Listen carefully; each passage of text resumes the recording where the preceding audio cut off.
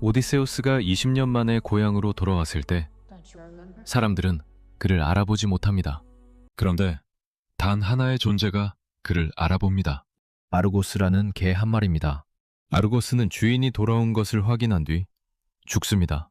오늘은 오디세이에서 가장 말이 없지만 어쩌면 가장 많은 것을 말해주는 존재, 아르고스 이야기를 해보겠습니다. 논란의 오디세이는 원전보다 아르고스의 이야기를 훨씬 일찍 시작합니다. 영화에는 어린 아르고스가 등장합니다. 오디세우스가 에우마이오스와 함께 사냥개가 될 강아지들을 살펴보다가 그중 한 마리를 선택합니다. 그렇게 오디세우스와 아르고스의 인연이 시작됩니다. 이 장면은 원전에는 없습니다. 호메로스의 원전에서는 늙은 아르고스가 등장한 뒤 에우마이오스의 설명을 통해 그가 젊었을 때 뛰어난 사냥개였다는 사실을 알게 됩니다. 하지만 논란은 그 과거를 직접 보여줍니다. 그래서 영화 후반부에 늙은 아르고스가 다시 등장했을 때 관객은 단순히 저 개가 오디세우스의 개였구나 라고 생각하지 않습니다. 오히려 이런 생각이 먼저 듭니다. 그때 그 작은 강아지가 이렇게 늙어버렸구나. 그리고 바로 그 순간 20년이라는 시간이 믿겨집니다. 20년이라는 시간은 숫자로 들으면 잘 와닿지 않습니다.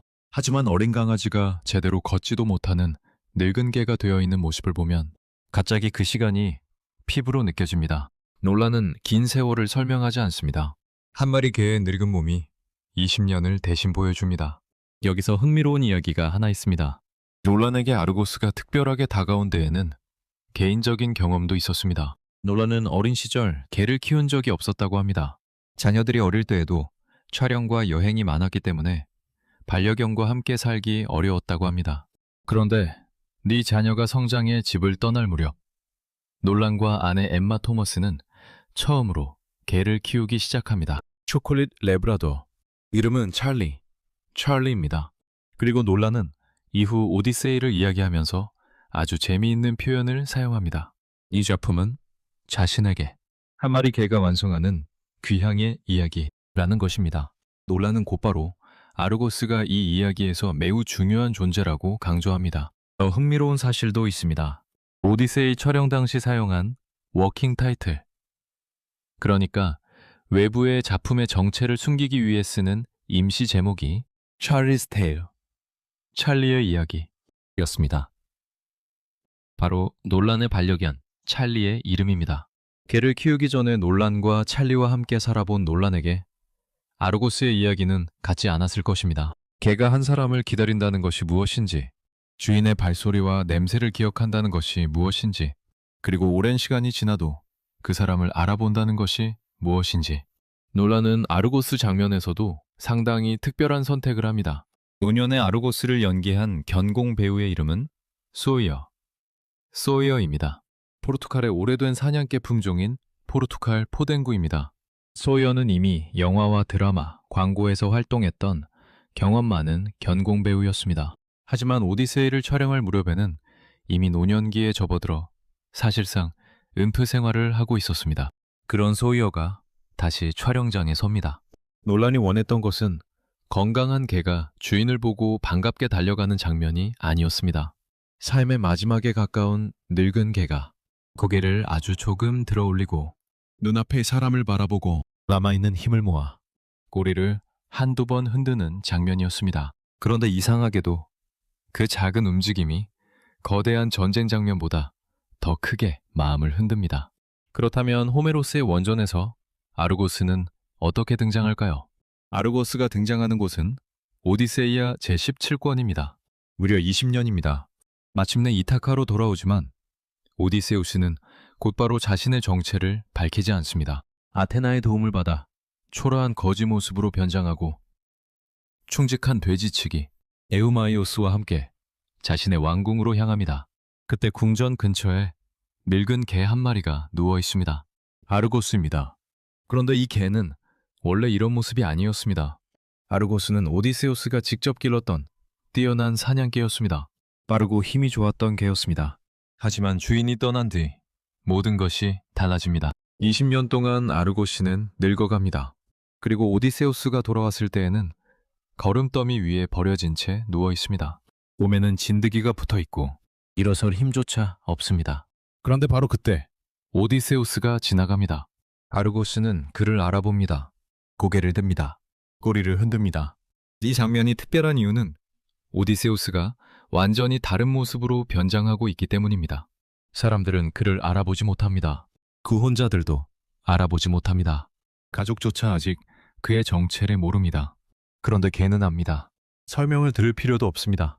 상처를 확인할 필요도 없습니다. 오디세우스는 아르고스를 바라보다가 몰래 눈물을 닦습니다. 하지만 그에게 다가가 안아줄 수도 없습니다. 아직 자신의 정체를 숨겨야 하기 때문입니다. 그리고 얼마 지나지 않아 아르고스는 죽습니다. 오디세우스가 떠난 지 20번째 해였습니다. 마치 단 하나의 일을 위해 살아있었던 것처럼 보입니다.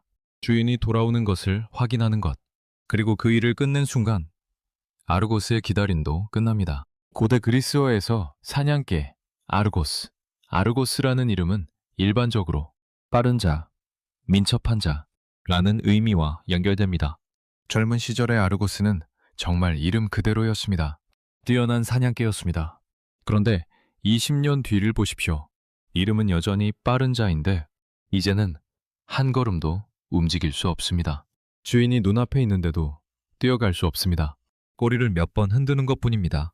한때 가장 빠르게 달리던 빠른 자에게 마지막으로 남은 움직임이 꼬리 몇 번뿐이기 때문입니다. 더 흥미로운 점도 있습니다. 고대 그리스어에는 겉모양이 같은 아르고스라는 단어 가운데 일하지 않는, 활동하지 않는 이라는 뜻을 가진 다른 어원의 단어도 있습니다. 그래서 현대의 독자가 보면 마치 아르고스라는 한 이름 안에 그의 두 모습이 겹쳐 있는 것처럼 느껴집니다. 젊어서는 누구보다 빠른 사냥개, 노년에는 더 이상 움직이지 못하는 개. 아르고스의 이름에는 그의 젊음과 늙음이 함께 들어 있습니다. 오디세우스가 고향으로 돌아온 뒤 계속해서 반복되는 질문입니다. 정말 오디세우스인가? 유모 에우리클레이아는 다리에 남아있는 오래된 흉터를 보고 그를 알아봅니다. 아들 텔레마코스는 아버지가 직접 정체를 밝힌 뒤에야 믿습니다. 페넬로페는 더욱 신중합니다. 두 사람만 알고 있는 침대의 비밀을 시험한 뒤에야 비로소 눈앞의 남자가 자신의 남편이라는 것을 확신합니다. 인간은 증거가 필요합니다. 상처가 필요하고, 기억이 필요하고, 말이 필요하고, 비밀이 필요합니다. 그런데 아르고스에게는 아무것도 필요하지 않습니다. 그냥 압니다. 그래서 저는 아르고스의 인식이 오디세이아에서 가장 순수한 인식이라고 생각합니다. 모습이 달라져도 당신은 당신이다.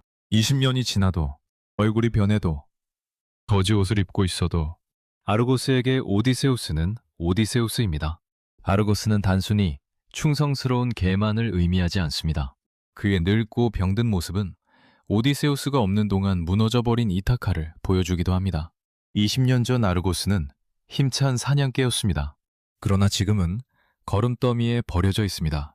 오디세우스의 궁전도 마찬가지입니다.